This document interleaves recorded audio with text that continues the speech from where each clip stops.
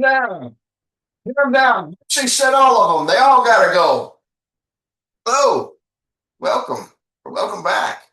That's right. Today we're reading Vet Canaan, the seventh reading, which Moshe's telling the people, listen, when you go into the land, they're about to go into the land. When you go into the land, there's going to be a lot of terrible people in there that God's going to have to get rid of. And God will get rid of the people, but you're going to have to make sure that you don't intermarry with the people and that you get rid of all their idols. We're not tolerating any idol worship whatsoever. So, Vet Canaan today, the reading is the seventh reading, Deuteronomy 7:1 through 7:11. So we're going to pick that up right now. Uh, Reading the Quixote publication, starting off with that. I don't think we'll be using the stone today. Uh, Seventh reading begins in Deuteronomy chapter 7 and verse 1.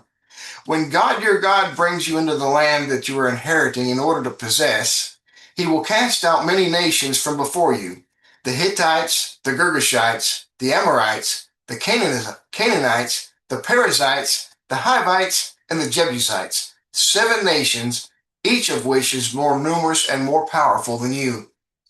God your God will deliver them to you, and you, for your part, must smite them.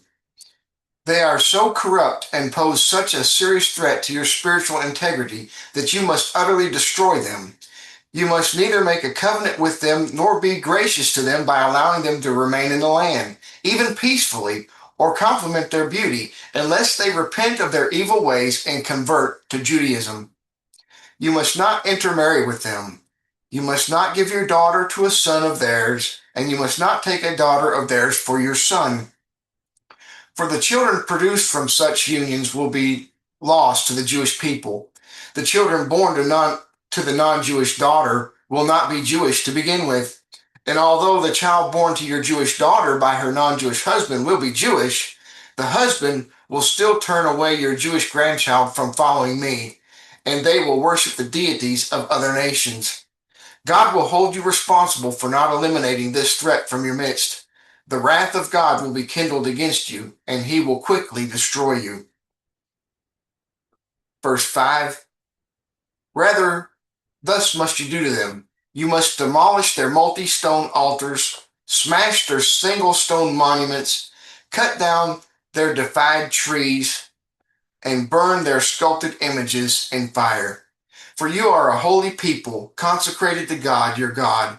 God your God has chosen you to be his treasured people out of all the peoples of the earth. God did not delight in you and chose you because you are more numerous than the other people.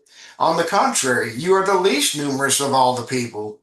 Rather, it was because God's love for you and because he kept the oath he swore to your forefathers that God took you out with a mighty hand and redeemed you out from the house of slaves, from the hand of Pharaoh, king of Egypt. In addition, God chose you because you are the most self-effacing of all peoples. Seeing that God has kept his promise to your forefathers, you can know assuredly that God your God is the only God, that he is the only truly faithful God. And what I told you about his loyalty is true. He will keep the terms of the covenant and will bestow all the kindnesses he promised to upon those who keep his commandments because they love him, adding to their merit to their descendants for 2,000 generations, as well as to those who keep his commandments only out of fear or respect, adding to their merit for those descendants for 1,000 generations. So there again, we see that it is much more preferable. God chooses for you to serve him out of the love and desire to be good and serve for him. You get, he recognizes that for 2,000 generations. But even if you just serve him out of the fear and reverence because you're afraid of what might happen, even then, he chooses to bless that for 1,000 generations. Moving on in verse 10. Although, as stated, God fully rewards the devotion of all those who love him, there may be circumstances that cause the reward not to reach them. In such cases, they will receive the reward that they failed to receive in their lifetimes in the afterlife. In contrast, he fully recompenses those who hate him for whatever good they do in their lifetimes while they are still alive. and thus they enter the afterlife devoid of any merits, causing them to perish or be denied any afterlife. He does not delay in rewarding one who hates him for the good deeds he does. He recompenses him while he is alive.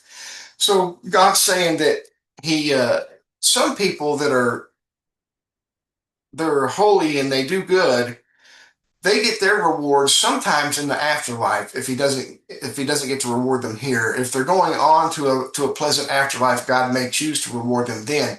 But if you're someone who hates God and you really are only serving him out of fear, and you're just doing it when you really don't want to do it, they're going to get their blessing here. The blessing here is because they're not going to have an afterlife to get the blessing there. So they get their blessing here. This also reminds me of a story.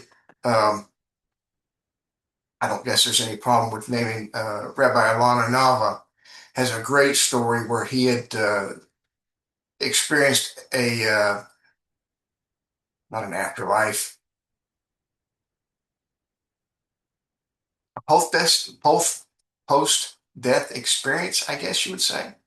Anyway, he goes on and tells his story. If I can find it, I'll link it in the description. But it's a very interesting story. And he goes on saying that when he first went to Shemaim to be judged, that he didn't have any merits whatsoever, and that's why he got sent. Uh, According to him, he got sent back to live, and he was not religious whatsoever. And after that experience, he became a very religious and highly highly looked upon rabbi. I'll try to link that if I can find it. Anyway, moving on to the last verse, verse 11. Thus, as you see, it is best that you observe the commandments, rules, and ordinances that I command you today out of love, even though you may not receive their full reward in this life. Be assured that in the afterlife, you will be able to claim your full reward. Indeed, inasmuch as the fullest reward possible is the infinite delight of your ever expanding divine consciousness, and attaining this consciousness will be your chief activity in the afterlife. It follows that you will be receiving the reward for what you already earned when alive, while simultaneously earning and receiving more. That will complete Vet Canaan, the seventh reading, and complete the whole Torah portion of Vet Canaan. Next week, we'll be going into Ikev after Shabbat. So I hope you got something out of this. I'll try to link that other description in the comments if I can find it with the Alon Anava's video. You can go watch that. It's very interesting. Other than that, you know the thing. Please like, share, and subscribe. I hope you really did like it, and I hope you got something out of it. And if you liked it, please share it with somebody that you think might find it interesting. And if you liked it well enough to share, please subscribe so you don't miss another video. And if by chance you did happen to miss any of Devarim, I'm going to try to link that playlist right up here.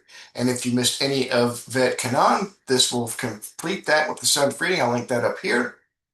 And somewhere along the bottom should be a link for you to subscribe. Thank you. Shabbat Shalom. Have a good day. God bless.